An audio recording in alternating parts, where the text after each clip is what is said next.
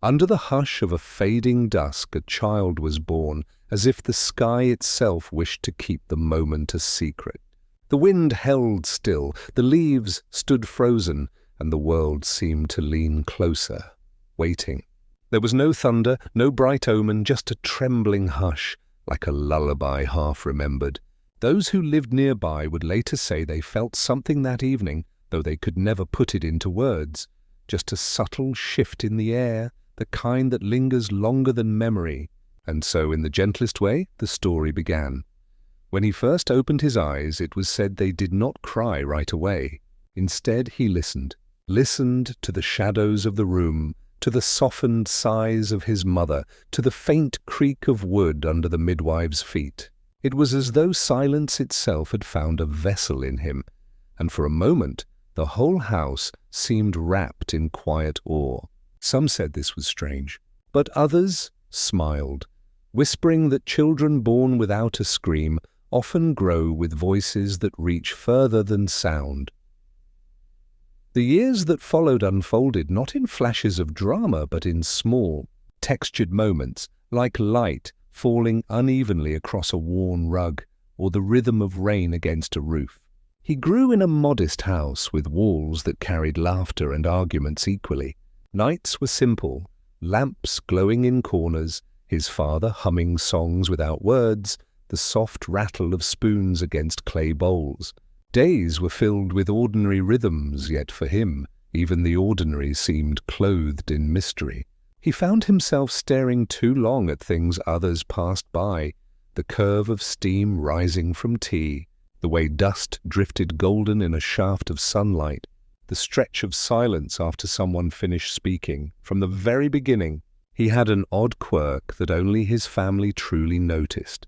His arms, though small and ordinary at first glance, could stretch further than they should have, just slightly, almost imperceptibly, as if the limits of his body were softer than others. When he reached for something across the table, he seemed to gather it with ease no matter how far. As a toddler, he would reach for moths on the ceiling or pluck apples from low branches while standing firm on the ground. No one called it a gift. They laughed instead, calling him their little wanderer of arms, their boy who always reached too far. It was endearing, sometimes eerie, but never frightening. Yet the boy himself did not see this as strange. To him, it felt natural, like breathing or blinking.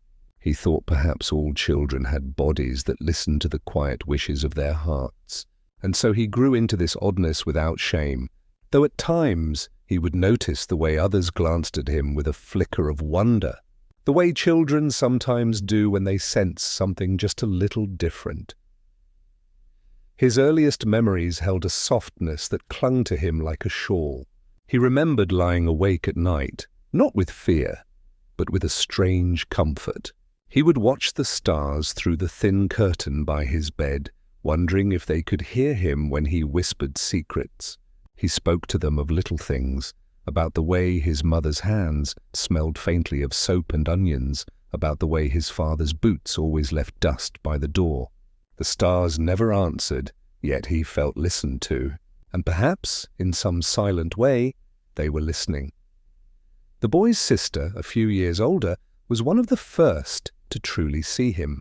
She had an energy like sunlight, always moving, always restless, always pulling him into games and mischief. But when she grew quiet, when they shared hushed moments under blankets, or while tracing patterns in the dirt, she would glance at him with a look he never forgot. Not of judgment, but of recognition, as if she knew he belonged to the world in a way both near and far. He didn't always understand her words, but he always understood her heart. Together, they made promises in whispers about growing older, about never losing each other, about finding secret gardens no one else knew about. His first encounter with true strangeness came not from his own body, but from the silence of the world around him. He was 5, wandering into the orchard behind their house when the air itself seemed to pause. The wind ceased, the insects hushed, even the leaves seemed to suspend themselves. In that moment, he reached out, not with fear, but with curiosity. His small hand, stretching just a little farther than it should have, brushed the petal of a falling blossom that had stopped mid-air. For a breathless instant, time itself seemed to wait for him, and then, as naturally as a sigh, the world resumed, the blossom continued to fall, and everything was as it had been. He never told anyone about it. Children rarely know which memories are meant to be spoken and which are meant to be carried alone. Instead, he kept it close, like a seashell in his pocket, something to return to when the world felt too ordinary. That quiet moment became the beginning of an awareness that life carried mysteries best approached not with noise, but with listening. And so he grew, slowly, gently, as all children do. Each year brought small changes. His voice deepened, his steps grew surer, his reach stretched quietly further than before. But more than the changes of body, it was the growth of heart that marked him. He began to notice the sadness in others, the way a neighbor lingered too long by a window after losing her husband, the way his father sometimes sat in silence after long days of work. He didn't know what to do with these feelings, only that he felt them deeply, as though his strange ability was not just of body, but of spirit. He stretched toward others' hearts without meaning to, and in doing so, he began to learn empathy before he even knew the word. His sister once asked him, late at night, if he ever felt lonely in his strangeness. He didn't answer right away. Instead, he reached for her hand beneath the blanket, his fingers brushing hers in the dark. "Not when you're here," he whispered. She smiled at that, and in the quiet of that moment, he understood something he would carry forever. That being different was less about standing apart, and more about the ways you could still belong. Years later, he would look back on those early days with a tender nostalgia, not because they were perfect, but because they carried the weight of beginnings, small, unassuming seeds that would one day grow into something larger than he could yet imagine. The quiet nights, the laughter of his sister, the orchard with its trembling blossoms, the hush of a world that sometimes seemed to pause just for him. All of it, woven together, became the tapestry of his origin. And perhaps what made his story most mysterious was not his oddness, nor the silence that wrapped itself around his birth, but the way love threaded through it all, gentle, imperfect, enduring. It was love that made his strange gift seem less like a burden and more like a blessing. It was love that gave him courage to face the quiet mysteries of the world, even now. As the story is retold, I hope you can feel that love lingering, like the soft afterglow of twilight. Like the last hum of a lullaby. And before we wander further into his life, I want to pause and say something to you. You are cared for here, more deeply than you know. We truly love and cherish you for simply being present. The boy's childhood unfurled like a long, unbroken dream, stitched together by the smallness of days and the weight of quiet discoveries. He grew in the shadow of ordinary things, a wooden table polished smooth by elbows and laughter, fields that smelled of cut grass, the dusty road that bent around the town like a ribbon of silence. Yet within this ordinariness, his life glimmered strangely, as though everything carried a whisper meant only for him. He felt it when he pressed his palms against tree bark, when he watched the shimmer of water in the well, when he lay on his back and let clouds drift slowly across his vision. Nothing was simply what it was. Everything hummed with a secret pulse, a murmur too delicate for most ears to notice. His sister, restless and alive with sunlight, often teased him for how long he could stare at a single thing. "You look at pebbles the way others look at treasure," she would laugh, tossing them across the stream. But she never left him behind. When she ran, he ran. When she laughed, he laughed. And when she grew quiet, her silence wove with his, and they shared something that felt unspoken but eternal. She did not have his gift, but she had a way of holding it, of making it feel less lonely. By the time he was 7, his quirk had become both a secret joy and a private puzzle. His arms stretched further than they should, bending the natural order as if his body answered not to limits, but to longing. Sometimes he would test it in secret, reaching out from his bed to pluck a pencil across the room, or touching the beams of the ceiling without standing on a chair. It felt less like magic, and more like a deep breath his body knew how to take. Yet he sensed instinctively that it was not something to display carelessly. The world was not always gentle with difference, so he let it rest quietly within him, a hidden note in a song only he could hear. And still, there were moments when his gift slipped out like a sigh. Once in the market, he caught a jar of honey that tumbled from a shelf before it shattered. His fingers reached farther than they should have, wrapping around it in mid-air. A woman nearby gasped, blinking as though her mind could not place what she had seen. Then she turned away, muttering something about tricks of the eye. He carried the jar back to the stall in silence, feeling both grateful and unsettled. He had learned something that day. People would often explain away what they could not understand, because disbelief felt safer than wonder. His father noticed, in his own quiet way. One evening, after supper, when the boy had stretched to catch a candle before it rolled from the table, his father simply looked at him. No shock, no words, just a soft nod, as if to say, "I saw, and it is all right." They never spoke of it directly, but the boy carried comfort in that glance, in the way love could sometimes be an acceptance without language. School, however, was different. Among other children, his oddness pressed closer against him, even when hidden. He was slower to speak, slower to laugh, as though always listening to something deeper than the clamor of the room. Teachers thought him distracted. Classmates thought him peculiar. Yet in games of catch, he always managed to snag the ball no matter how far it flew. In drawing, he lingered over shading clouds while others rushed to sketch houses and stick figures. They called him dreamer, drifter, even ghost. And though it stung, he learned to let the words pass over him like wind through branches. For within him, he felt a quiet seed growing, something larger than names, something patient and enduring. The solace of his days came from the orchard behind their home. He and his sister would slip away after lessons, weaving through rows of trees heavy with fruit. The orchard carried a hush unlike anywhere else, as if the world there bent to a slower rhythm. He would stretch his arms to pluck apples just out of reach, and his sister would giggle at how easy it seemed for him. They would lie in the grass afterward, munching the sweetness, staring at the sky until dusk brushed the horizon. In those hours, the boy felt entirely himself. Not strange, not peculiar, but part of a secret harmony that only the orchard knew. It was in the orchard one late afternoon that he discovered something new. A bird, small and trembling, had fallen from its nest. His sister gasped, rushing forward, but stopped, uncertain what to do. The boy bent down and stretched his hand toward the branch above.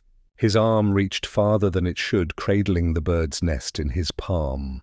He lifted the fallen creature gently back into its home. His sister clapped softly, her eyes wide with a kind of awe that felt warmer than fear. "You saved it," she whispered. He said nothing, only smiled, but in his heart he carried the moment like a lantern. For the first time he felt his gift was not just odd, it was useful, maybe even good. Nights grew into seasons, and the seasons folded into years. The boy grew taller, but so did his silences. He listened to the way his mother hummed old lullabies while kneading bread, the way his father exhaled heavily before sleep, the way rain against the roof seemed to echo a rhythm older than memory. His gift, once a playful trick, began to feel like a companion. Not something separate, but something woven into him, guiding him, reminding him to reach not only outward, but inward. There were times, though, when the weight of being different pressed heavy on him, At gatherings, when other children clambered over one another in noisy games, he lingered at the edges. He loved them, but he did not fit within their noise. His heart beat to a slower drum. Sometimes he wondered if he would always be apart, if his life would always carry this hush of separateness. But then his sister would tug his hand, dragging him into the circle, and for a while he forgot the question. She was his anchor, the one who made belonging possible. One evening, as twilight painted the sky in quiet colors, his sister asked him if he believed he was meant for something more.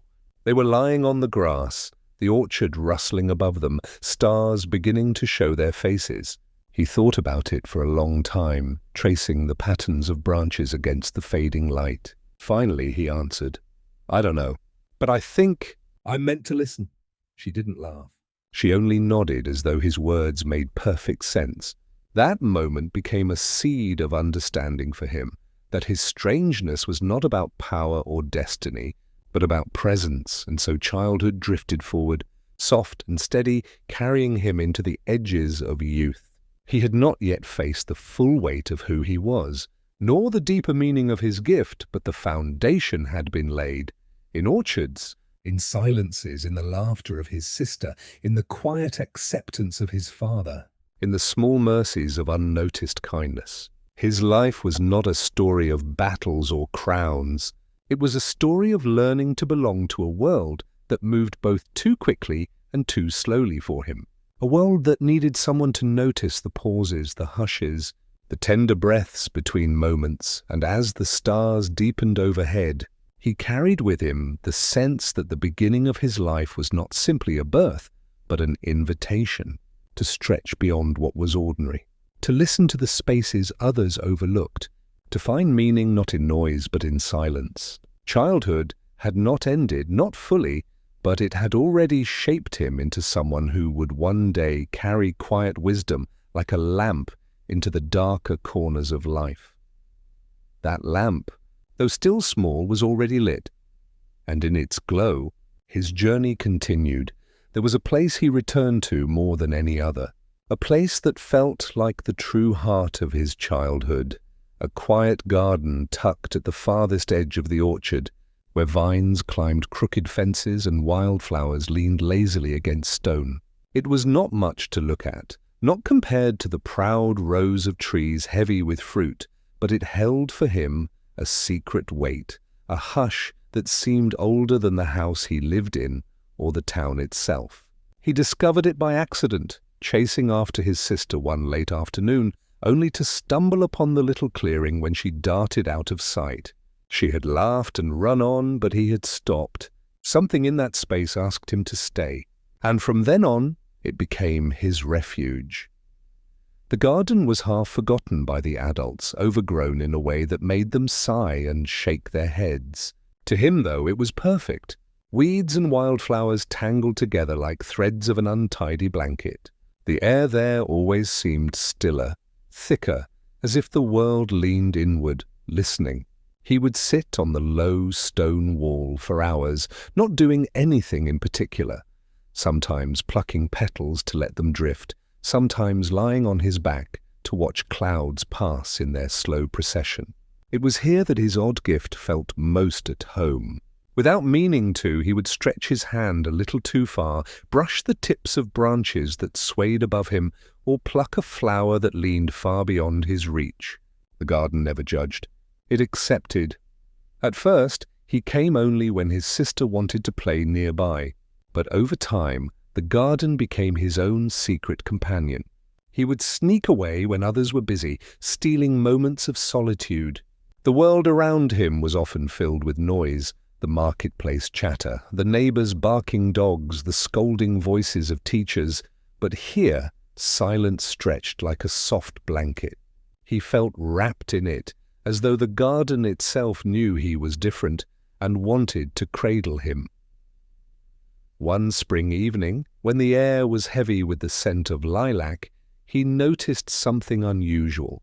As he sat watching ants carry crumbs across the dirt, he realized the world had gone silent again, the same kind of pause he had once felt in the orchard. The breeze stopped, The petals froze mid-fall, and even his breath seemed to hesitate. He looked around wide-eyed, his heart trembling. Slowly, he stretched his hand toward a drooping flower, and for a moment, the entire garden leaned closer, waiting. His fingers brushed the bloom. At that exact instant, the world exhaled, and everything moved again. The wind picked up, the petals drifted, the insects carried on. He sat there for a long time afterward, uncertain whether it had been real or a trick of the mind. But deep inside he felt it had been real, too real to be denied. From then on, the garden seemed to him alive in a way he could not explain. Not alive like trees or birds, but alive in its silence, in its pauses. He began to treat it not as a place, but as a presence, a quiet friend who shared secrets in ways words never could. He told it things he told no one else, his fears of being strange, his worries about his father's tired eyes, his love for his sister's laughter. He whispered into the leaves, not expecting answers, but finding peace in the act itself. Sometimes, when he stretched his hand across the low wall, he imagined the garden stretching back, reaching toward him too. Reaching toward him too. His sister found him there often. She would burst in with twigs tangled in her hair, carrying stories of the day, who had teased whom at school, what games she had invented with her friends. At first she didn't understand his stillness. "Don't you get bored just sitting?" she asked once, flopping beside him. He shook his head. "No, I'm listening." She tilted her head, confused, but after a while she grew quiet too, watching the light shift through the leaves. That was the first time she stayed more than a moment. From then on, she sometimes joined him in silence, though she always broke it with a laugh or a story before too long. Still, she began to understand that the garden was not just a hiding place, it was something more. As the years passed, the boy grew taller, his voice deepening, his arms stretching further with quiet ease. But the garden remained his anchor. When he was troubled, when the sting of classmates' words pressed heavy, or when he caught his parents exchanging worried glances, he came here. The stillness welcomed him without question. Sometimes he wept softly, his tears falling into the soil. Sometimes he lay back and let the stars wheel above, his breath slowing until he drifted into half-dreams. Always he left calmer, as though the garden gathered his unrest and folded it into the earth. One evening, his father followed him there. The boy had not noticed, too, lost in tracing shapes of clouds overhead. When he realized his father was watching from the path, he sat up, embarrassed.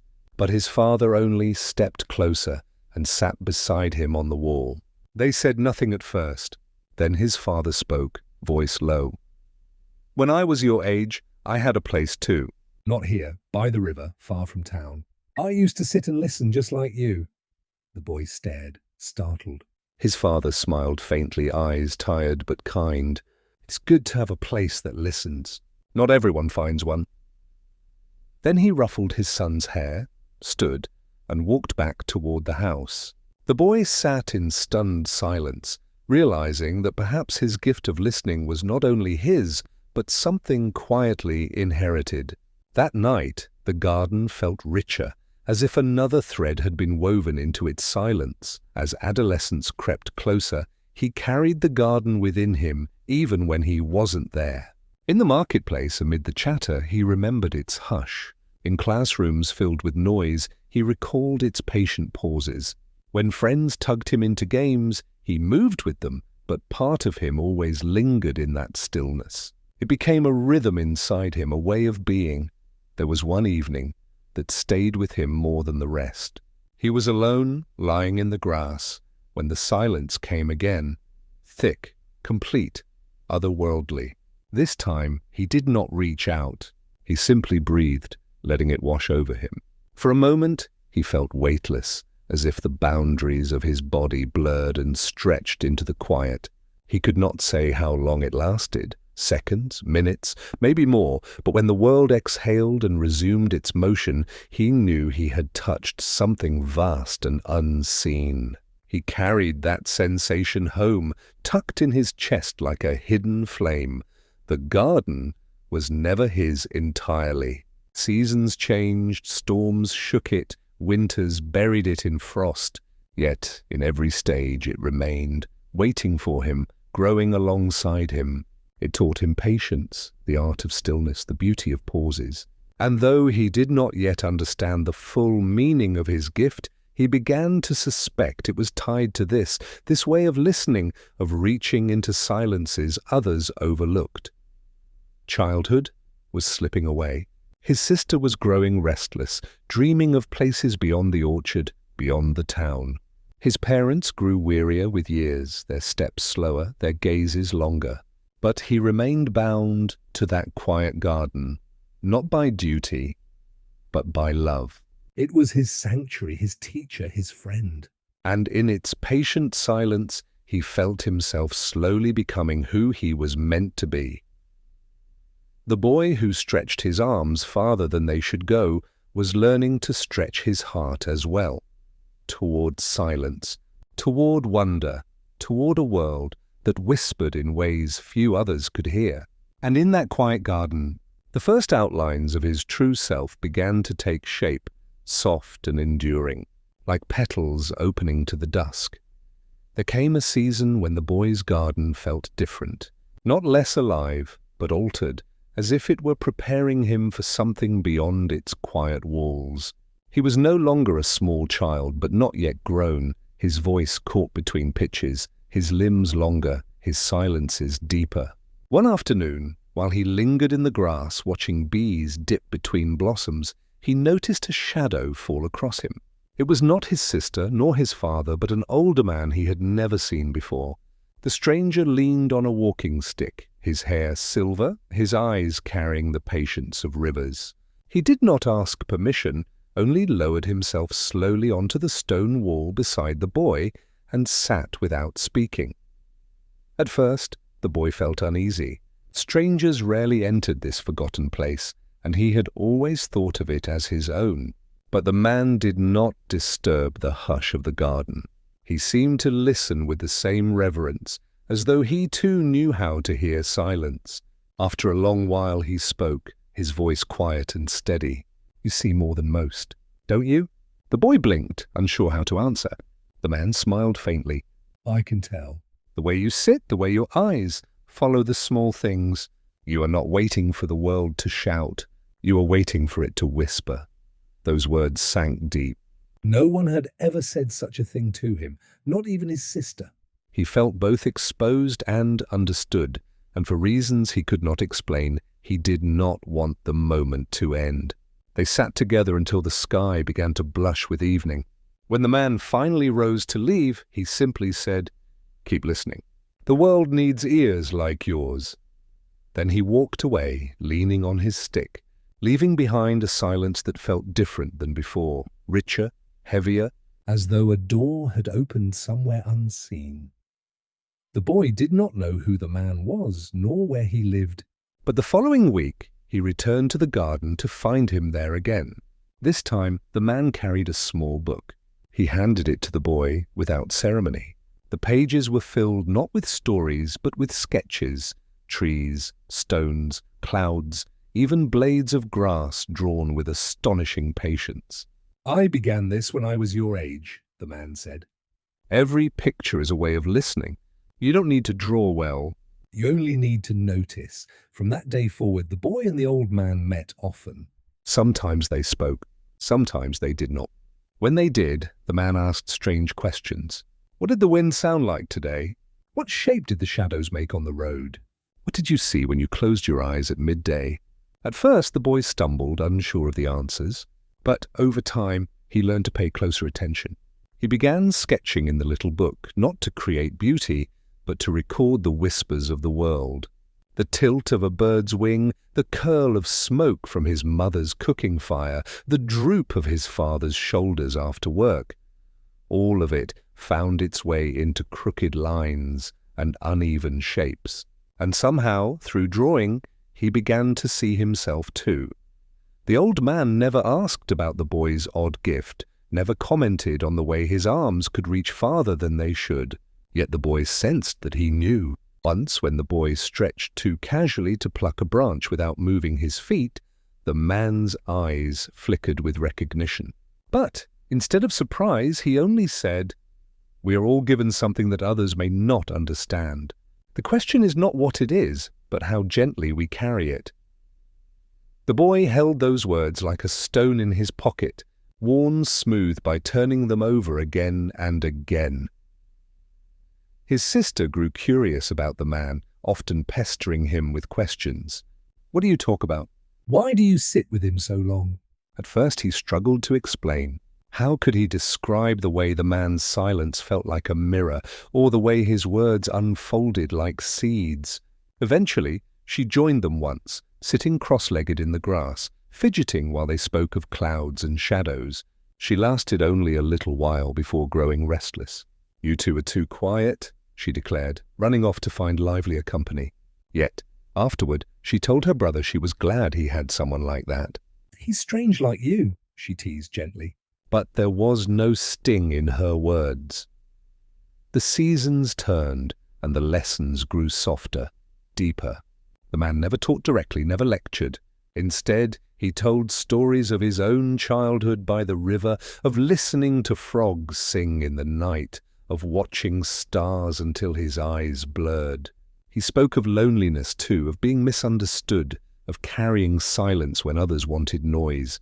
The boy listened with all of himself, realizing that the old man was not just teaching him about the world, but showing him a reflection of his own path. Showing him a reflection of his own path. One day the boy asked, "Why me? Why come here?" The man's eyes crinkled. "Because I saw you listening. Most people rush. Most people shout. You wait. And those who wait are often the ones who find." That was all he said, but it was enough. The garden, once his private refuge, had become something more with the man's presence. It became a classroom without walls, a temple without prayers. Each visit left him changed in ways too subtle to name. He began noticing how his mother's songs carried different moods depending on the hour, how the orchard trees leaned differently in the wind, how his father's silence after supper sometimes said more than words.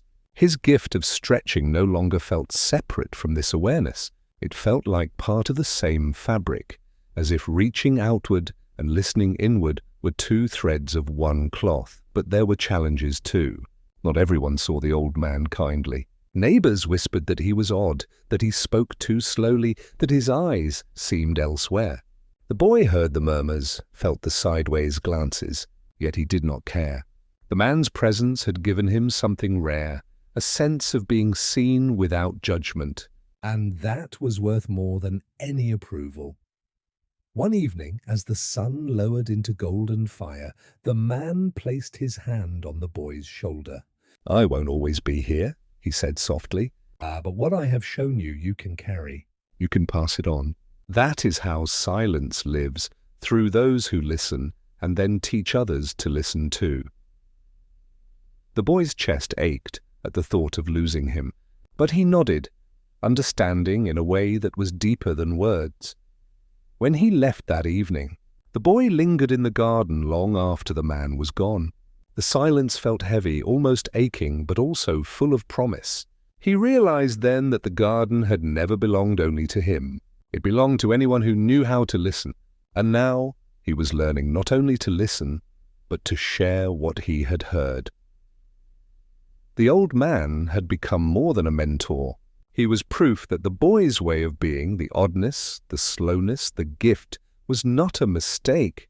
It was a path. And as twilight deepened, the boy felt that path stretching before him, quiet and endless, waiting to be walked with patience. He closed his eyes, breathed in the stillness, and let the garden hold him once more. The boy began to notice that the world outside the garden was shifting, even though the trees and flowers seemed eternal within its walls. His father spoke less and worked more, his shoulders heavy with burdens that the boy could only guess at. His mother sang fewer songs in the evenings, her voice trailing off before the final notes. His sister, once inseparable from him, started spending more time with other children in the village, running and laughing while he lingered behind, notebook in hand. sketching shadows or pressing petals between pages. He did not resent her. He only felt the distance, like a rope slowly loosening between them, fraying thread by thread. He kept returning to the garden, sometimes with the old man and sometimes alone. On the days when the man did not come, he found himself tracing the lines of the sketches in the book, redrawing them, adding notes about the smells of the air or the way the bees moved. He had begun to write, too, little fragments of thought, half-poems, things he did not dare call his own, but that spilled from him anyway. Words like, "The silence today was blue," or "The earth sighed when the crow landed." They made little sense if read quickly, but to him they were truths captured like fireflies in jars. The old man noticed, of course. One afternoon, he picked up the boy's notebook and turned the pages with slow care. "You are learning to speak with silence," he said. "That is harder than learning to speak with words." The boy looked down, embarrassed. "They're just scribbles." But the man shook his head. "No, they are beginnings. Do not be so quick to dismiss what grows." Yet outside the sanctuary of the garden, things were harder. The other children in the village began to notice his strangeness more sharply. He was taller than most now, his limbs thin and elongated, his movements sometimes awkward as he tried to fold himself into normal spaces. When he stretched too far or reached too easily for things beyond others' grasp, whispers followed him. "Odd boy," they said. "Strange boy." Some laughed, some stared. He learned to hunch his shoulders, to pretend at limits, to keep his gift hidden like a bird tucked under his ribs. His sister defended him once, when a group of older boys teased him by calling him the Vine, mocking his reaching arms. She stood with her chin lifted, her eyes fierce. "He sees more than you ever will," she snapped. They laughed at her too, but the boy felt a warmth in his chest. Later, though, she scolded him. "You can't show them," she whispered urgently. "They'll never understand." He knew she was right. And so the garden became even more of a refuge, the one place where he did not need to shrink himself. One evening, his father found him with the sketchbook open, tracing the lines of a branch he had drawn earlier. His father frowned, setting down the tools from the field. "You spend too much time in that place," he said. "A boy must learn useful things. A boy must work." The boy lowered his gaze, shame rising in his throat. He wanted to protest, to say that the garden was useful in a way beyond plows and soil, but he could not find the courage. His father's silence pressed too heavily. That night, the boy dreamed of vines curling around him, pulling him upward into the sky. He reached and reached, but the higher he climbed, the farther the ground slipped away until the garden below was only a blur. He woke with his chest tight, his arms aching as though they had truly stretched in the night. The old man listened carefully when the boy told him of the dream. "The world inside you is growing," he said. "Dreams are another form of listening. Do not fear them. They are guides." The boy hesitated, then asked, "But what if I don't want to grow so far away? What if I lose everything here?" The man placed a hand on his shoulder. "You cannot lose what has shaped you. The garden is not something you leave behind." "It goes with you wherever you go," the boy wanted to believe him. But when he returned home that evening, he found his mother sitting quietly by the window, her hands folded, her song unsung. The air was heavy, and though no one spoke, he sensed something pressing on all of them, something unspoken and immense. He realized then that while he was learning to listen to silences in the garden, there were silences in his own home he had yet to understand. His sister tried to cheer him in her playful way. She dragged him into the fields one morning, insisting he chase her. her laughter ringing through the tall grass. He stumbled after her, long limbs flailing, until he collapsed laughing too. For a moment he felt almost like other children.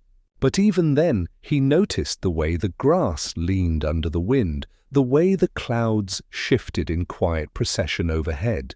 He could not stop seeing, could not stop listening. It was no longer just a choice, it was part of him. Weeks passed and the boy began to feel a restlessness. The garden whispered as it always had, but its whispers now seemed to point outward, beyond the orchard, beyond the river, toward horizons he had never seen.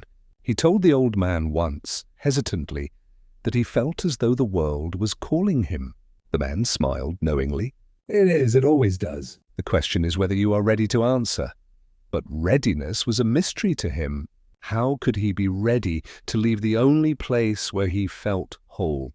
How could he step into a world that looked at him with suspicion, that mocked his gift, that demanded usefulness he did not know how to provide?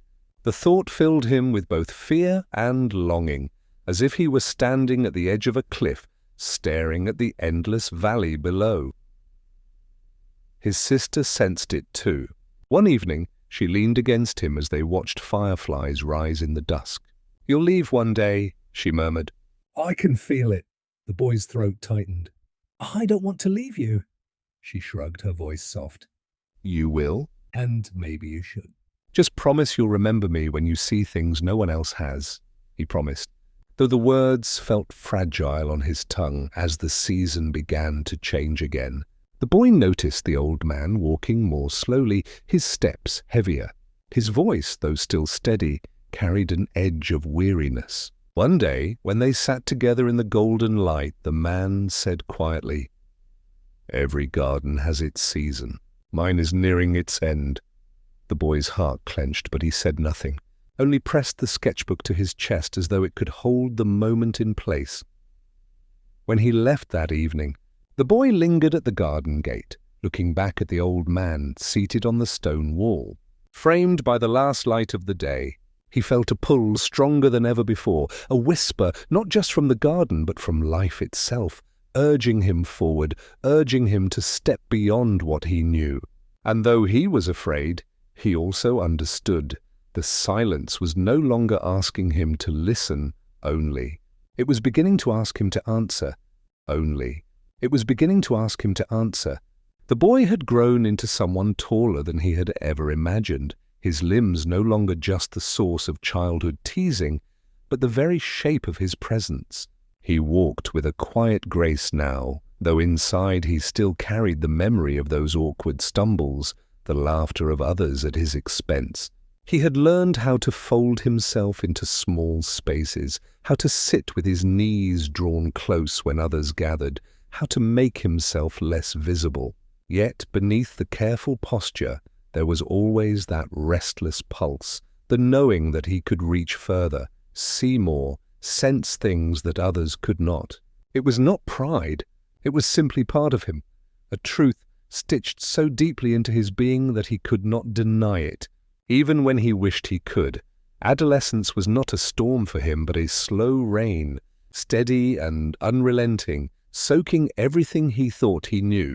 He began to notice the weight of unspoken expectations in his family's home. His father's eyes grew tired quicker, his hands blistered from endless labor. His mother smiled less, though when she did, her smile was softer, almost fragile. His sister had become a young woman with her own secrets, her laughter sometimes a shield, sometimes a crack through which sorrow leaked. The boy sensed all of this in silences, in the way meals stretched longer without much conversation, in the pauses where words might have been. At night, he lay awake, staring at the low ceiling, feeling as though the air itself pressed down on him. His dreams carried him further away now, through forests he had never walked, across oceans he had never seen, into cities shimmering with lights. He would wake with his heart heavy, wondering if the world was truly as wide as his dreams suggested, and if he would ever step into it. He began to feel torn, tethered between the familiar comfort of home and the vast unknown that called to him in whispers. The old man in the garden had grown frailer, his steps slow, his voice gentler than ever. Still, his presence was a comfort, and the boy sought him often. One afternoon, as golden leaves drifted around them, the old man said, "You feel the pull, don't you? The world beyond here." The boy lowered his gaze, embarrassed by how deeply the truth struck him. "Yes," he admitted, "but I'm afraid I'll be too strange, that I'll never belong." The man smiled, lines deepening around his eyes. Belonging is not about fitting in. It is about being rooted in yourself. Even the tallest tree must learn where its roots lie. Despite those words, the boy carried doubt with him. In the village, the children who had once teased him had become adolescents too, harder and sharper. They whispered when he passed, their voices less playful now, tinged with unease. He caught fragments, unnatural, not right. It was not just teasing anymore. It was fear. And fear, he knew, was more dangerous than laughter. His sister remained his closest bond, though even with her, a distance had grown. One evening they sat together near the river, watching the reflection of the moon ripple on the surface. She leaned against him, silent for a long while. Finally, she said, "You don't see the world the way others do. Sometimes I wonder if you're already halfway gone from here." Her words pierced him, though he knew she didn't mean them unkindly. "I don't want to leave," he said quietly. "Not you, not this place." She gave a soft, sad smile. "Maybe you don't have a choice." "Maybe you were never meant to stay." The boy carried her words like a stone in his chest. He wanted to believe he could remain, that he could bury his strangeness, live quietly, and be what was expected. But deep down he knew his gift, or curse, or whatever it was, would not allow him to fade into ordinary life. It stretched within him, pressing outward, seeking more space than the small village could offer. There were moments, though, when the gift revealed itself as something tender. Once, when his mother dropped a jar from the shelf, it fell toward her feet, and without thinking, he reached out from across the room, stretching further than any normal arm could. His fingers closed around the jar before it shattered. His mother gasped, staring at him with wide eyes, then slowly placed her hand over his. She did not speak of it afterward, but that night she hummed one of her old lullabies as she worked, her voice trembling yet gentle. The boy lay awake, listening, wondering if she had forgiven his strangeness or simply accepted it. At school, he found himself drifting toward the edges of groups, watching more than speaking. Yet there was one boy, younger than him, who sought his company. The boy reminded him of himself, quiet, overlooked, carrying secrets behind his eyes. They shared long silences that somehow felt like conversations. The younger boy once whispered, "I think you're different." "But I like that." Those words, simple and unadorned, planted something inside him, a reminder that difference was not always isolation. Still, the weight of adolescence pressed heavily. The boy began to question not just where he belonged, but who he was becoming. Was he meant to be a protector, a wanderer, a teacher, or merely an outcast drifting between worlds? Each possibility tugged at him, and he had no answers. Nights grew longer, sleep restless. He would sit at the window, sketching the stars, writing fragments of thoughts that felt like prayers. "Let me not be too strange to be loved," he once scribbled. "Let me not lose myself in silence." The old man grew weaker as winter approached. One cold evening, he placed the boy's hand in his own and whispered, "When the time comes, do not resist it. The world needs the ones who listen. Do not think your gift is a burden. It is a way of carrying others gently, even when they do not understand." The boy felt tears burn his eyes. "But what if they fear me?" he asked. The man's gaze softened. "Then carry their fear too. Stretch enough to hold it without breaking." The following weeks were filled with change. His sister began speaking of leaving one day, of seeing beyond the village. His father grew quieter, his mother more withdrawn. The boy felt both closer and farther from them all, bound by love yet aware of the widening distance of his own path. He began to sense that growing was not about leaving or staying, but about holding both at once, the ache of separation and the beauty of connection. One night, as snow drifted against the window, he sat with his sister by the fire. She leaned her head on his shoulder and whispered, "You'll do something important one day." "I don't know what." "But I'll be proud." He did not answer at once, only placed his arm gently around her. His heart ached with both gratitude and sorrow. He wanted to promise he would stay, but he knew such promises were fragile things, easily broken by the winds of time. Adolescence had not given him answers, but it had given him weight, the weight of silence, of expectation, of love, and of fear. And though he felt the heaviness pressing on him, he also sensed faintly that it was shaping him. Like clay in unseen hands, he was being molded, slowly, quietly, into something he did not yet recognize. And in the quiet of his heart, beneath doubt and longing, there stirred the faintest glimmer of trust that someday, somehow, he would understand why he had been made to stretch so far. The winter had softened into early spring, and with it came a quiet sense of renewal that the boy could not quite explain. The river thawed slowly, its surface breaking into glittering shards that drifted downstream like pieces of shattered glass. Birds returned, their voices weaving through the air like a kind of reassurance. The boy felt it all, the subtle lifting of the world, though inside him the weight of questions remained. He walked with them pressed into his chest, invisible to others, but as real to him as the earth beneath his feet. One evening, as he lingered in the fading light, he heard the sound of crying near the edge of the village. Following the sound, he found a small child huddled against a wall, his face streaked with tears.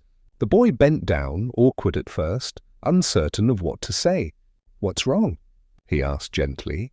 The child sniffled and pointed to a broken toy lying in the dirt. Its wheel snapped, its frame bent. It was nothing remarkable, just a simple wooden cart, but the child's grief was whole and unguarded. The boy sat down beside him, picking up the broken toy. For a long while he said nothing, only turning it over in his hands as though it deserved to be studied with reverence. Then, carefully, he stretched his fingers in a way he rarely did outside the safety of the garden. With delicate precision, he bent the wheel back into place. It was not perfect, but it held. He handed it back. The child's eyes widened, and then he smiled, small, tentative, but true. The boy felt something stir inside him. It was not pride exactly, but a warmth that spread through him, quiet and steady. He realized that the gift he carried, the one that so often isolated him, could become a bridge instead of a wall. For the first time, he understood that even the smallest act, even something as simple as mending a toy, could matter. The world did not always ask for grand gestures. Sometimes it asked only for tenderness. After that, he began to notice more. A neighbor struggling to carry water from the well, he reached to help without being asked. An elder, searching for something, dropped in the grass. He stretched and found it where others could not. Each act was small, almost invisible, but each one left behind a softness, a quiet easing of burden. People still whispered about him, still wondered at his strangeness, but they also began to see something else, usefulness wrapped in gentleness. It did not erase their unease, but it complicated it, softened it around the edges. His sister noticed the change too. One evening she said, "You seem lighter these days." He smiled faintly, though he wasn't sure lighter was the word. Perhaps it was more that he had found a way to carry the weight differently. She leaned against him, her eyes reflecting the firelight. "Maybe you found your way," she said. He shook his head. "Not yet. But maybe I've found a step." The old man in the garden grew weaker with each passing day, yet his presence remained luminous. When the boy told him of the child with the broken toy, the man's eyes shone with quiet joy. "This is what I meant," he said softly. "The world needs those who listen, those who reach out gently. Do not underestimate what you carry." Even a touch can alter the shape of a life. The boy sat with those words long after the man had fallen into a doze, watching the way the sunlight fell across his lined face, gilding it with gold. He realized then how deeply he would miss him when he was gone. There came a night when the village gathered for a small celebration, marking the turning of the season. Lanterns were lit, floating in the sky like wandering stars. Music drifted across the square, and laughter spilled like water from every corner. The boy stood at the edge, hesitant, unsure if he belonged. Then he saw the same child whose toy he had fixed, waving eagerly for him to come closer. Against his own instinct, he stepped forward. Soon he found himself laughing softly as the child tugged him into a circle of dancers. His limbs moved awkwardly at first, but then, surprisingly, he found a rhythm. His sister laughed and clapped for him, her eyes bright with pride. For once, the whispers around him were not sharp, but softened, tinged with something closer to wonder. Later, when the lanterns drifted high and the music faded, the boy stood with his sister watching the lights vanish into the night sky. She whispered, "See? You don't always have to hide." He breathed deeply, letting the cool air settle in his lungs. "I don't want to hide anymore," he admitted. Still, the path was not simple.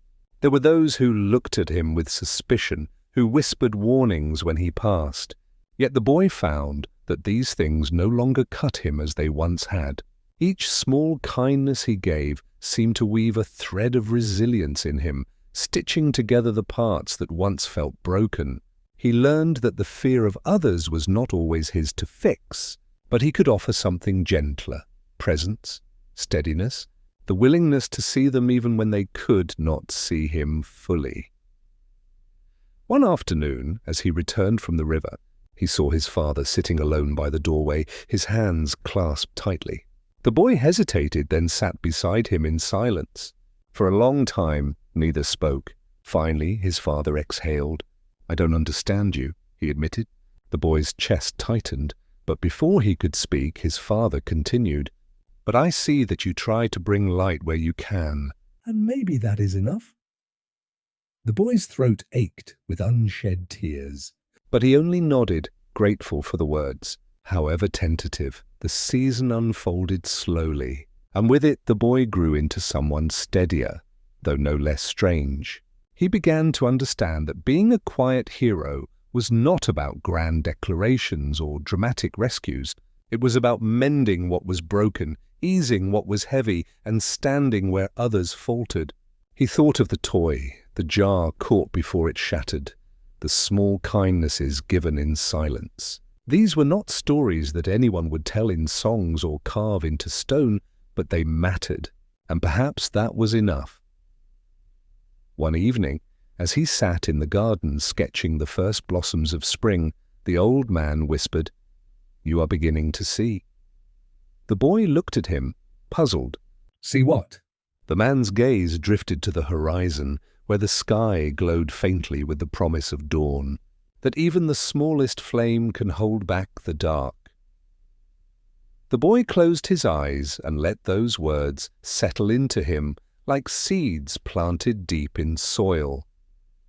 And when he opened them again, he found that the garden, the village, the whole world seemed softer, more connected, as though each breath, each gesture, each kindness was part of a larger pattern he was only beginning to glimpse. The thaw of spring lingered in the air, carrying the damp scent of soil waking from its long sleep. The boy had grown into someone both taller and quieter, his shadow long on the ground, though his voice was seldom heard. He felt the season within him, the push of something breaking free, tender yet insistent. Each morning he woke with the sense that something waited, something just beyond his reach, though he could not name it. It began with small stirrings. A neighbour's cart broke its axle on the uneven road. and before the man could curse or call for help, the boy stooped, stretching further than seemed possible, and lifted the weight enough for the cart to be freed. The man stared, startled, but instead of speaking he only nodded, his face caught between confusion and gratitude. Later, a child lost a ribbon in the high branches of a tree. The boy climbed with ease, his limbs bending, his reach finding the branch as if it were meant for him alone. He returned the ribbon to the girl's small hands, and her smile lingered in his memory far longer than the act itself. These were not great deeds, not enough to earn songs or stories, yet they felt like lanterns lit one by one in the dusk, their glow faint but undeniable. Each time he reached, each time he helped, he felt something steadying within him. He did not feel less strange, but he felt less alone. It was as though his gift, which once weighed like a stone, had found a gentler shape. One evening, as he sat with his sister by the river, she asked him what he thought his life would become. Her eyes searched his face, her tone a blend of teasing and seriousness. He hesitated before answering. I don't know, he admitted. I only know that I can't seem to ignore what I am. She leaned against him, her laughter soft. That's good. Most people spend their whole lives pretending to be something else. He smiled faintly, though the ache of uncertainty remained. The old man in the garden was weaker now, his voice softer, his hands trembling as he traced the pages of the boy's notebook. But his eyes still held that deep light, as though he saw further than anyone else. One afternoon, when the boy told him about the cart and the ribbon, the old man listened quietly, then said, "You are learning the shape of your kindness. Do not measure it by how grand it looks. Even the smallest act can become a turning point for someone else." The boy carried those words like a lantern inside him, glowing even on days when the whispers of the villagers pressed close. The whispers had not disappeared. They followed him still like shadows. Strange, different, unnatural. But he found that they did not pierce him as deeply anymore. Each time he offered help, each time he reached beyond himself, those whispers dulled. He began to understand that fear often lingered where people did not yet see, and sometimes, by staying gentle, he could help them see a little more clearly. There was a festival in the village as the days lengthened, a simple gathering with lanterns strung between houses. Music played on flutes and drums, and food shared in the square. The boy stood at the edge, uncertain as always, his long arms folded against his chest. He felt the weight of eyes on him, curious, doubtful. But then he saw the same child, whose ribbon he had retrieved, running toward him, tugging his sleeve. Come, the child said without hesitation. Against his instinct, he followed. Soon he found himself moving awkwardly in a circle of dancers, his limbs ungainly at first. But the music was steady, the rhythm forgiving. Laughter bubbled from the children around him, not cruel this time, but warm, delighted. His sister clapped in time, her face lit with pride. And for the first time in years, the boy felt the whispers shift, not into silence, but into something softer, like curiosity wrapped in wonder. Later, when the lanterns were released into the night sky, he stood watching them drift higher, their glow scattering like stars across the darkness. His sister joined him, her hand slipping into his. See, she whispered. You don't always have to hide. He swallowed against the ache in his throat. I don't want to hide anymore, he said, almost to himself. The weeks that followed were quieter but different. People no longer looked only with suspicion. Some looked with hesitance, some with gratitude, some with a dawning respect. The boy did not seek their approval, but he felt the change. More importantly, he felt the change within himself, a gentleness deepening into something stronger, more rooted. His father, once silent in his confusion, began to soften as well. One evening, the boy found him sitting outside watching the dusk settle. He sat beside him in silence, and after a long while his father said, I may never understand you, but I see the way you help, I see the way you ease burdens. and maybe that is enough." The boy felt tears gather behind his eyes, but said nothing, only nodded, the words settling in him like a long-awaited seed. The old man in the garden, however, was fading. His presence was still luminous, but his body grew frail. One day, as they sat together among the blossoms, he whispered, "Do you see now?" The boy frowned gently. "See what?" The man smiled faintly, his gaze far away, that even a single flame, small and trembling, can hold back the dark. The boy closed his eyes, letting the words root themselves deep within. When he opened them, the garden seemed brighter, the air softer, the world more connected. He realized that the acts he once thought insignificant, the toy, the ribbon, the cart, were part of something larger. Not a story told in grandeur, but a story woven quietly, thread by thread, into the fabric of those around him. And in that moment, for the first time, he felt the beginnings of peace, not the peace of answers, but the peace of knowing that even without them, he could still reach, still offer, still be. The summer air was heavy with warmth, the kind that slowed footsteps and softened thoughts. The boy, now older, no longer moved with the restless uncertainty of childhood. His limbs had lengthened into grace, his silence into patience. People in the village still looked at him with curiosity, but less with fear. There was a steadiness about him now, as though the strangeness that once unsettled them had found a quiet rhythm. He walked through fields where grain swayed like golden seas, through paths edged with wildflowers, and each step seemed to remind him that time, too, was stretching, carrying him towards something unseen. Yet even in this gentleness, he often felt a weight pressing inside him, like an unspoken question. At night, lying beneath a sky swollen with stars, he wondered whether kindness alone was enough to carry a life. The old man's voice lingered in memory, urging him to see the strength in small acts. Yet part of him longed to know if there was a greater purpose hidden somewhere in his reach. It was during these nights that he began to dream more vividly. Dreams where his arms reached not only across rivers and branches, but across distances vast and strange, touching clouds, grazing stars, holding on to whispers that did not belong to this world. He woke from these dreams with a mixture of wonder and unease, uncertain if they were simply the echoes of longing or the beginnings of something truer. His sister, ever perceptive, noticed his quietness deepening. One evening, she found him by the riverbank, his long arms trailing in the water as though searching for answers there. "You're far away again," she said softly. He glanced at her, his mouth curving faintly. "Sometimes I feel like I'm standing on the edge of something, but I don't know if I'm meant to step forward or remain where I am."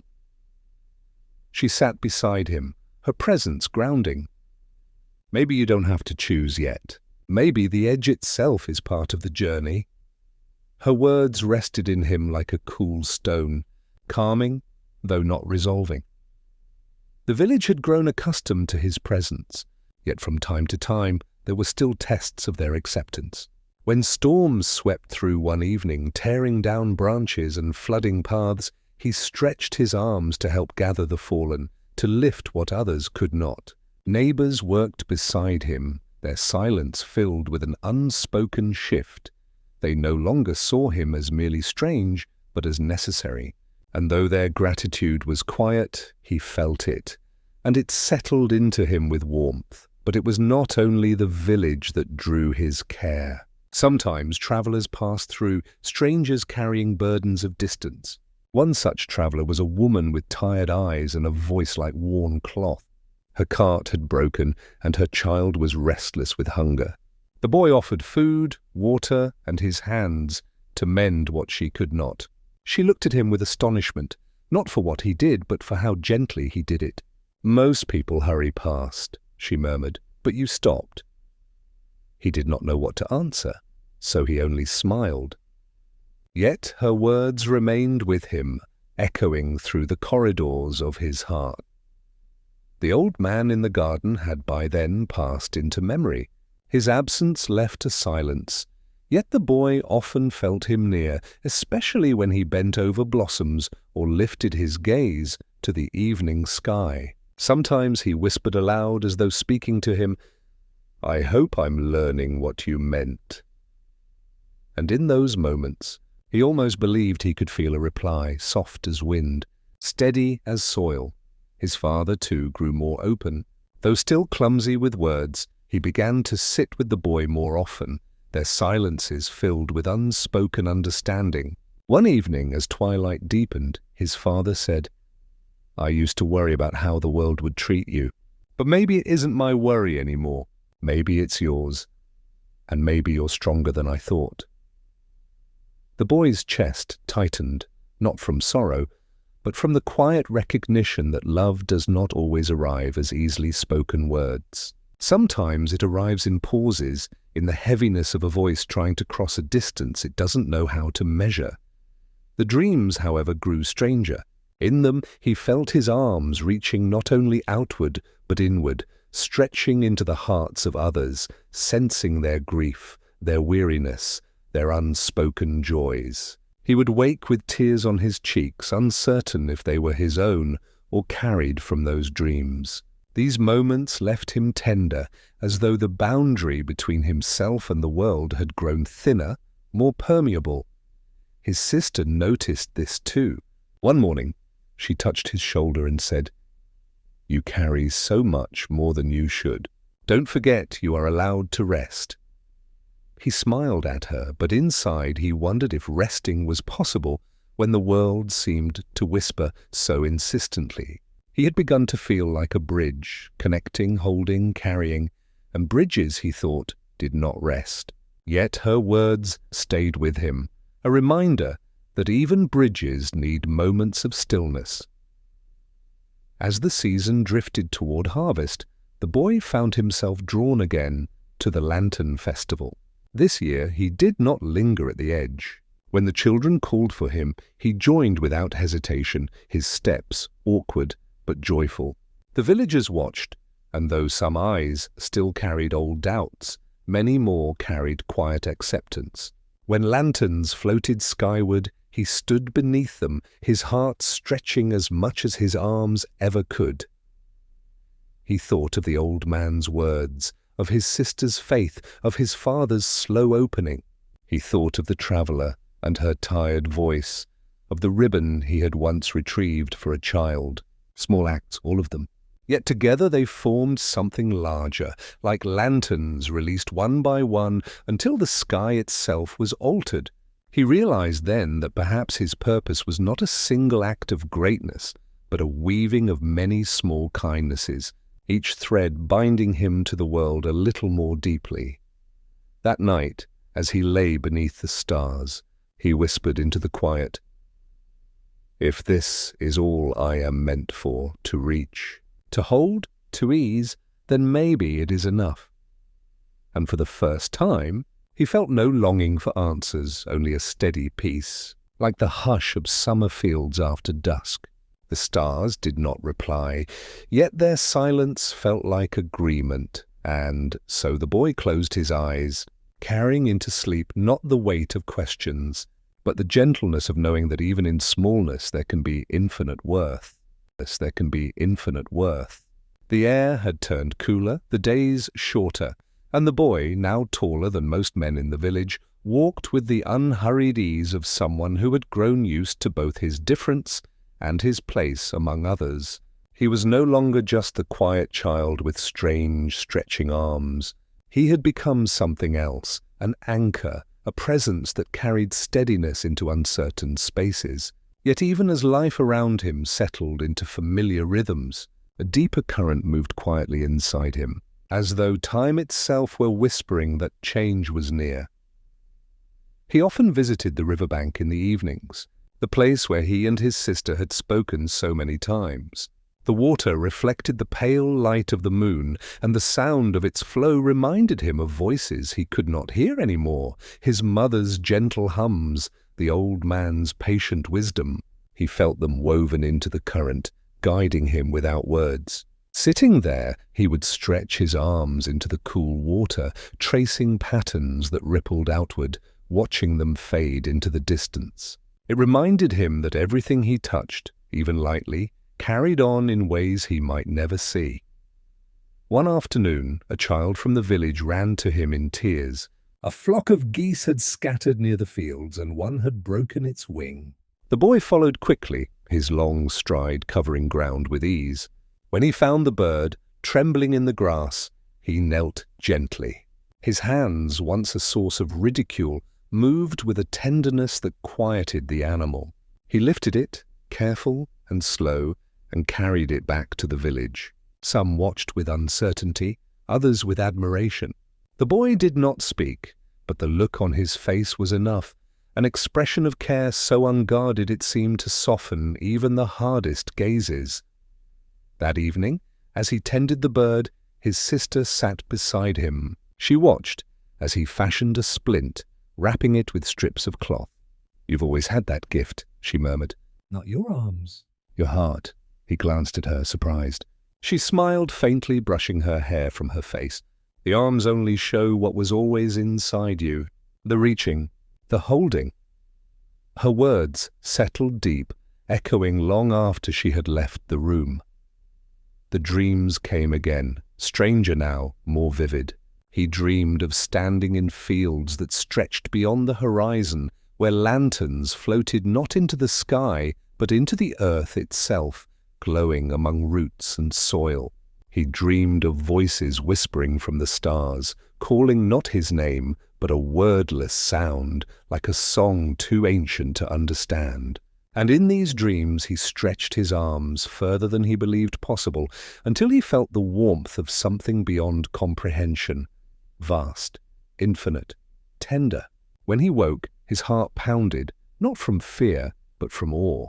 He told no one of these dreams, not even his sister. Some truths felt too fragile to be spoken aloud, but they changed the way he moved through his days. He began to pause more often, listening not just to voices but to silences, the hush between words, the stillness after laughter, the quiet weight of sorrow unspoken. It was as though the world itself had become a language, one he was only beginning to understand.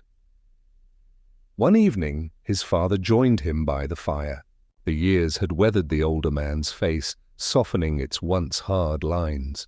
He cleared his throat, hesitated, then said, "I see how people come to you now." "I see how they lean on you." The boy looked into the flames, unsure what to say. His father's voice was low, careful. "I used to think strength was something loud, something people noticed." But maybe it's what you've shown me. Quiet. "Steady, unseen until it's needed." The boy turned, and for the first time he saw not confusion in his father's eyes, but pride, shy and unspoken though it was. That moment, more than any other, felt like a gift he had waited his whole life to receive. The bird healed slowly. When the time came to release it, the boy carried it back to the fields. Children followed, their laughter light in the crisp autumn air. He opened his hands, and the bird took flight, its wings uncertain at first, but soon finding their rhythm. The children cheered, and the boy watched with a quiet smile. He felt something inside him lift too, as though the bird's freedom had become his own. As the harvest season waned, the village gathered for its yearly rites. Fires burned, songs were sung, and stories were told. The boy listened, remembering how, years ago, he had stood apart, unsure if he belonged. Now, though, he still felt different. He no longer felt outside. When a neighbor pressed a cup of warm cider into his hands, he accepted without hesitation. When another invited him to sit near the fire, he joined. And when the music began, he allowed himself to sway, awkward but unashamed. His sister's eyes found his in the firelight, and she smiled, her expression saying what words could not. "You've come so far." Yet even in that warmth, he sensed the current of time moving. He knew the village was not the whole of his story.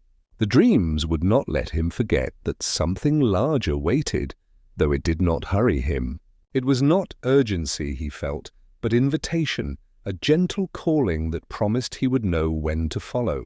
For now, it was enough to live these days, to offer his hands where they were needed, to listen deeply, to rest in the presence of those who loved him. That night, beneath the stars, he whispered again, as he had so many times, "If reaching is all I'm meant for, then I will reach." The wind stirred, carrying the scent of wood smoke and leaves. Somewhere in the distance, a dog barked, a child laughed, and the world folded softly into itself. He closed his eyes, the peace of belonging, and the wonder of mystery twined together in his chest. And sleep came to him not as an escape, but as a continuation, another kind of reaching, another kind of holding. The frost returned quietly, first in the thin breath of morning on the grass, then in the hush of evenings when the air seemed to grow sharper with every passing day. The boy, though he was no longer only a boy, but not yet fully a man, walked through these colder months with a kind of calm that surprised even him. Where once he had felt restless, wondering whether his gift had meaning, now he carried himself as though each small act was its own answer. Yet beneath that calm, he sensed that life was beginning to turn toward another bend, and he could not tell where it would lead. The village had grown used to his presence. No longer did people stop and stare when his arms stretched further than seemed natural. Instead, they called on him quietly, as one calls upon a neighbor in need. An old woman would wave him over when her baskets were too heavy. A group of children laughed as he reached up to pluck apples from the highest branches. A farmer nodded in silent thanks when he helped repair a roof. These were not grand gestures, not the kind that filled tales told by firelight, but they were enough to weave him deeper into the daily fabric of the village. And though he knew the whispers had not entirely disappeared, he felt no sting from them anymore. Still in the quiet hours, he wondered what it meant to live this way. He wondered if a life could be built entirely from these small kindnesses. His dreams had not stopped, though they had changed. Now they were gentler, less like visions and more like whispers of another place. Fields of silver grass, skies full of drifting lanterns, voices calling without words. Each time he woke, he felt as though he had brushed against something larger, something tender and endless. And though he did not understand it, he carried it with him like a secret tucked close to the heart.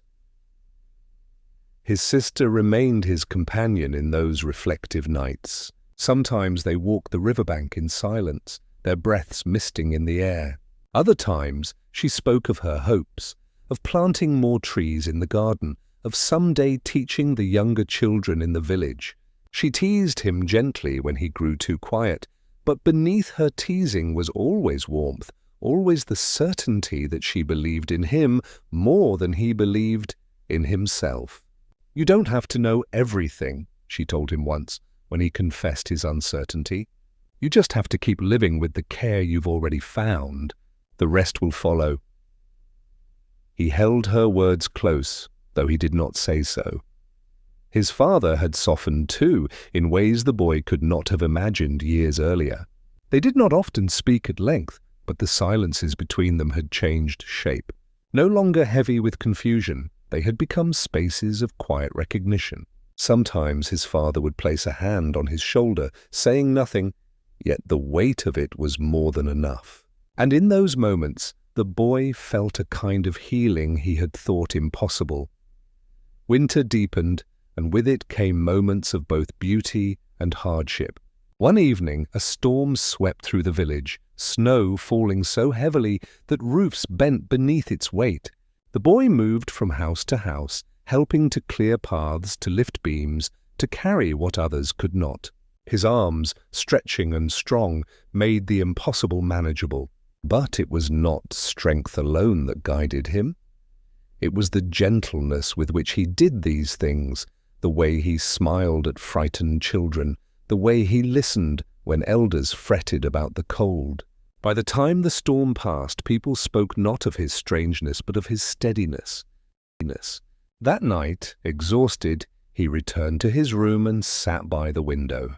The moonlight painted the snow in soft silver, and he felt a stillness wash over him. He remembered the old man in the garden, remembered the way he had said that even a small flame could hold back the dark. Looking out at the snow, the boy realized that perhaps he had become such a flame, not grand, not dazzling, but steady enough to bring warmth to those who needed it. And though he did not say it aloud, he silently thanked the old man for planting that thought in him so long ago. The dreams returned more vividly after that storm. In one, he found himself walking across a field where stars had fallen to the ground, glowing softly like lanterns waiting to be lifted.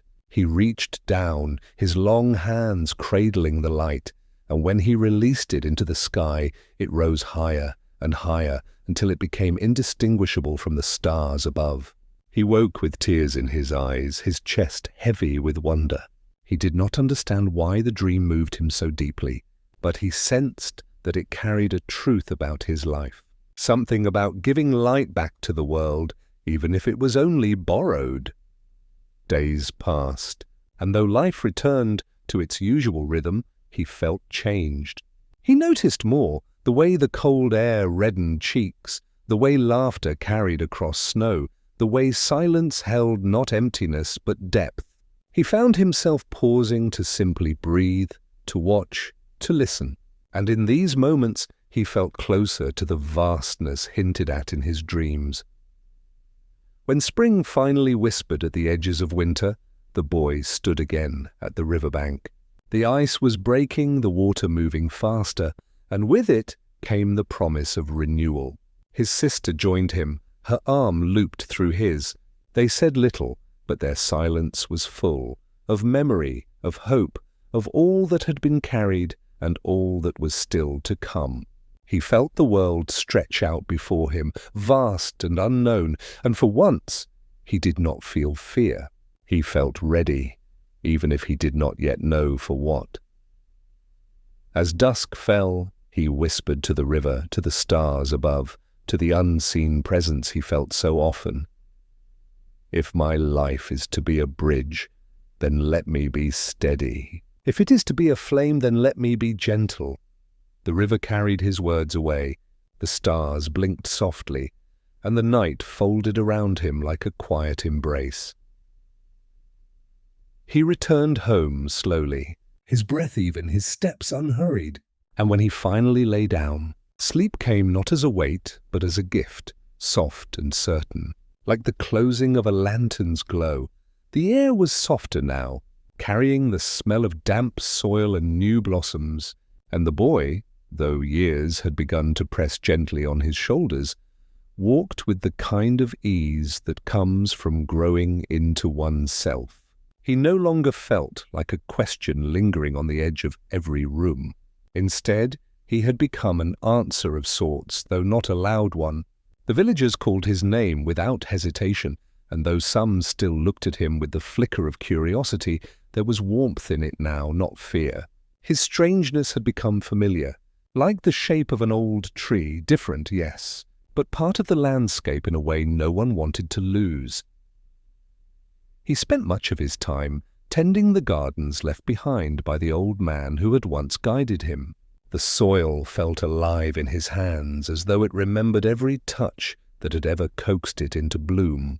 When he bent low to weed or stretched to gather fruit from the highest branches, he thought often of the man's words, of the flame that held back the dark. Sometimes, when the wind brushed the leaves in a certain way, he could almost imagine he heard that voice again, whispering gently, urging him forward without needing to say more. His sister remained a constant presence, though she too was changing. Her laughter had grown fuller, her gaze steadier. She spoke more often now of her own path, of children she wished to teach, of stories she wanted to gather and pass along. One evening, as the two of them sat watching the lanterns reflected in the river, she turned to him and said, "Do you ever wonder if we were meant to be more than this?" Not in a grand way, just different. He thought for a long moment before answering. I used to wonder. Now I think what we are is already more than enough. She smiled, though her eyes shimmered with something unspoken, as though she carried her own dreams quietly, waiting for the right season to unfold them. The boy, though he was nearing manhood, continued to dream. The visions came like gentle tides, not every night, but often enough to leave their traces. In these dreams, he walked through vast meadows where the grass glowed faintly, each blade lit from within. He stretched out his arms, and instead of touching objects or people, he seemed to touch the very threads of the world itself, feeling how each one hummed with its own quiet music. Sometimes he woke with tears, sometimes with laughter, always with the sense that life was larger than he could hold, but that somehow he was still part of it. One morning, a messenger passed through the village, speaking of distant places beyond the mountains. His words carried images of cities, where towers reached higher than trees, where markets bustled with sounds and colors unknown here. The boy listened, his heart pulling in two directions, toward the world beyond and toward the soil and rivers that had raised him.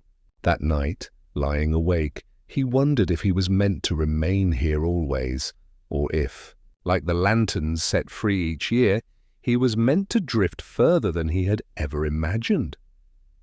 His father, older now and slower in his movements, surprised him one evening by asking, "Do you ever think of leaving?" The boy hesitated, then nodded. His father sighed, not with sorrow, but with acceptance. "I used to think keeping you here was the only way to keep you safe. But perhaps I was only keeping myself from losing you.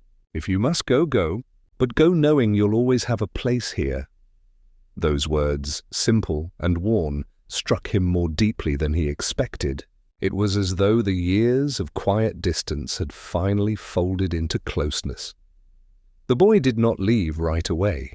He spent weeks more tending the garden, helping neighbors, sitting with his sister, sharing silences with his father.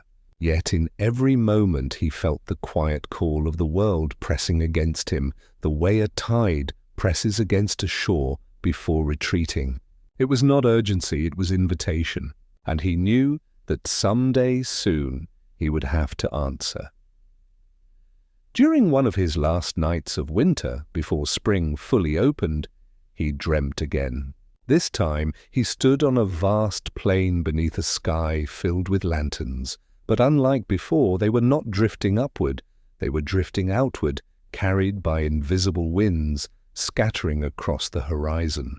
He felt his arms stretching further than ever before, not to grasp, but to guide, as though he were releasing each light to where it was meant to be. When he woke, his chest was full, heavy with meaning he could not name. The villagers, too, seemed to sense something changing in him. They treated him not as a boy who needed sheltering, but as someone whose presence they leaned on. He found himself at the center of gatherings not because he sought it, but because his quiet steadiness drew people. A child would sit near him without asking, content simply to rest against his side. An elder would tell him stories, trusting that he would listen fully.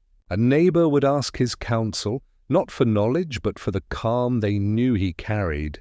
And though he often doubted himself, he realized that even doubt could carry strength, because it made him careful, it made him tender. His sister noticed it too. "You've become what you always were meant to be," she said one night. He shook his head. "I'm still becoming." She touched his arm, smiling. "Then keep becoming." That's enough. The river thawed with the coming of spring, and the boy, now nearly a man, stood on its bank as the waters surged, full and fast. He remembered every season he had watched from this place, the ice breaking, the lanterns floating, the whispers of dreams. He stretched his arms out over the water, not to reach for anything but to feel the flow beneath him, the endless movement that mirrored his own. He thought of the old man, of his mother, of his father, of his sister. He thought of the bird he had healed, the children he had helped, the strangers he had comforted, and he realized that each act, no matter how small, had not disappeared. They had flowed outward like ripples on the water, merging into something greater than he could see. That night, as stars filled the sky, he whispered into the quiet, as he always did, "If my life is meant to be a bridge, then let me carry others across. If it is meant to be a flame, then let me burn steady and kind." The wind moved softly through the trees, and though no voice answered, he felt the world breathe with him. As though it agreed. When he closed his eyes, he carried that breath with him into sleep. Not as a question, But as a lullaby, the summer stretched long and golden, each day spilling into the next with a gentleness that felt both endless and fleeting. The boy, though his shoulders had broadened and his steps had steadied, still carried the same quiet heart that had guided him since childhood. Yet he knew, in some wordless way, that these days were the threshold of change. His sister spoke often of her dreams now, of the children she wished to guide, of the songs she wanted to pass along. His father, older and slower, spent evenings by the fire, his silences filled with peace rather than distance. And the boy himself felt the pull of horizons unseen, a steady hum beneath the calm of his days, urging him forward. He spent much of his time walking the fields, listening to the wind move through tall grass, the sound like 1,000 soft voices speaking at once. Often he carried bread or fruit to neighbors, lingering to mend a fence or lift a beam. These small offerings had become the rhythm of his life, and though he still dreamed of lanterns and stars, he no longer questioned whether they meant he was destined for something grand. He had learned that even the smallest acts stretched far beyond themselves, echoing in ways unseen. Yet the dreams persisted, sharper now, almost insistent. He dreamed of standing at the edge of an ocean he had never seen, the waves glowing faintly in the moonlight, his arms reaching out not to hold the water back, but to let it flow through him. He dreamed of voices carried on winds, calling him with tenderness, as though reminding him of something he had always known.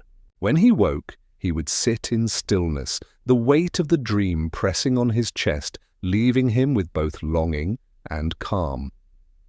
One morning, he found his sister waiting by the riverbank. She turned to him, her face bright in the sunlight, and said, "You're going to leave, aren't you?" He opened his mouth to protest, but she shook her head gently. "I can see it in you. You've been hearing the world call your name for years. You'll answer soon." His throat tightened. "I don't want to leave you behind." She smiled, though her eyes shimmered. "You won't. Wherever you go, you'll carry me." "And I'll carry you.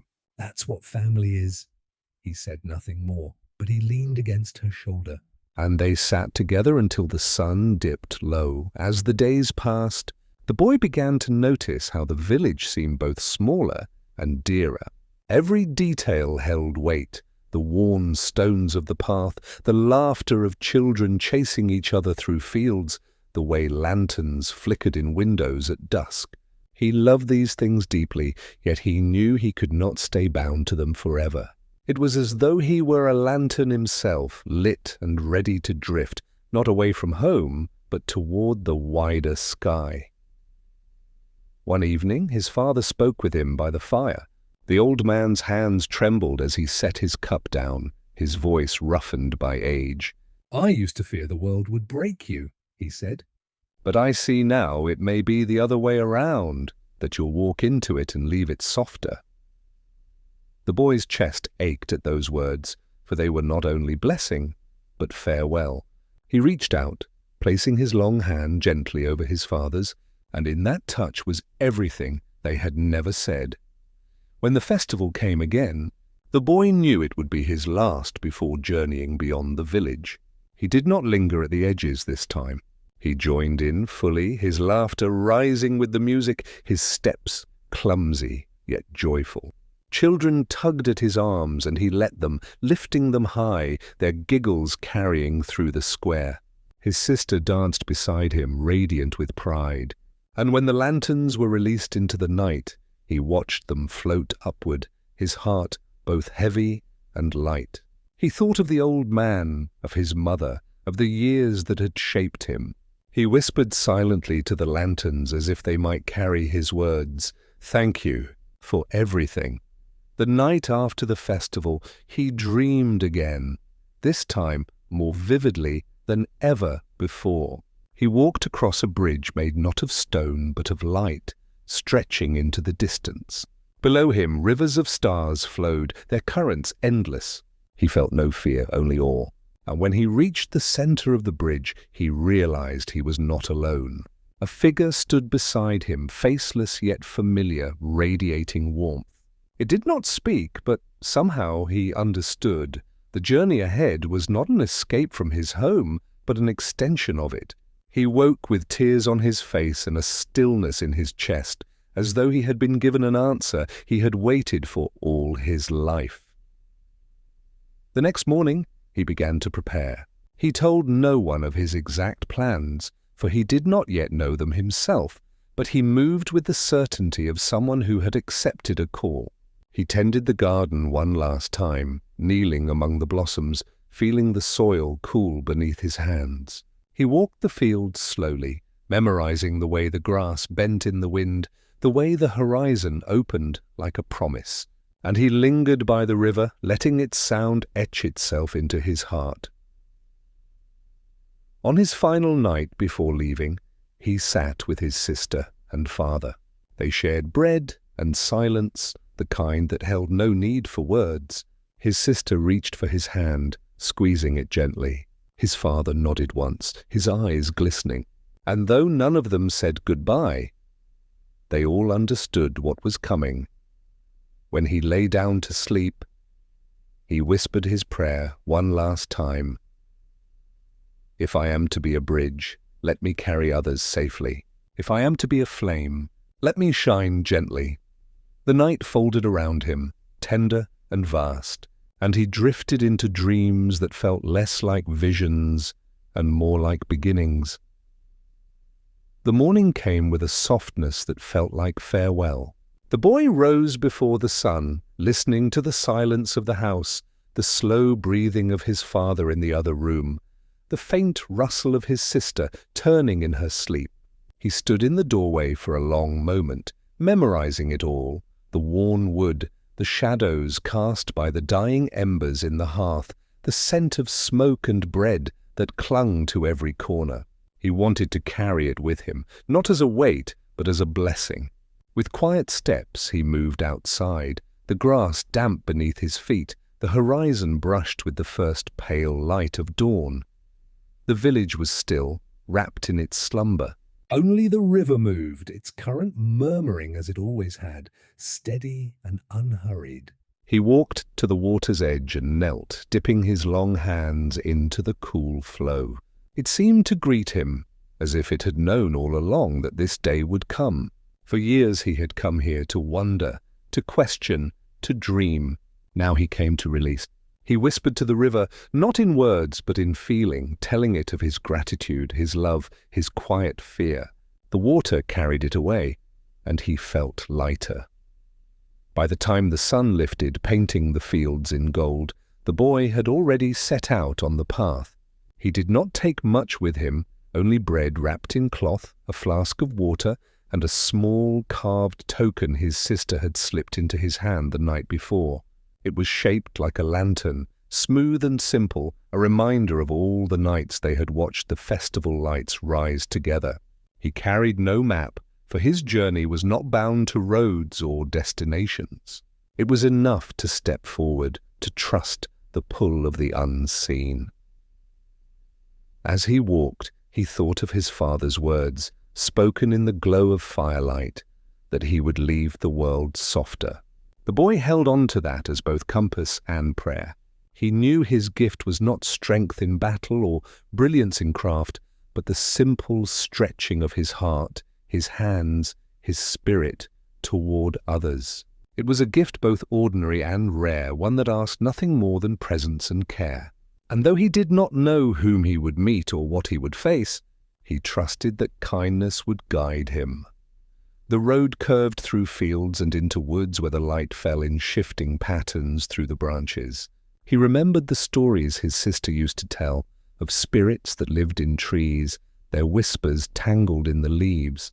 For the first time, he listened as though they might truly be there. And perhaps they were, for the woods did not feel empty. Each step was accompanied by a sense of being seen, held in a quiet watchfulness that brought him peace rather than fear. On the second day, he came across a traveller sitting by the roadside, a woman with weary eyes and a bundle of goods too heavy for her frame. She looked up at him with surprise, as though she had not expected anyone to pass. "Will you help me?" she asked, her voice small. The boy nodded, lifting her burden with ease, carrying it beside her as they walked. She told him fragments of her story, a family waiting in the next village, a sickness that had slowed her journey. He listened, stretching not only his arms but his silence, letting her words rest in the space between them. When at last they parted, she touched his hand and whispered, "You've given me more than strength. You've given me time."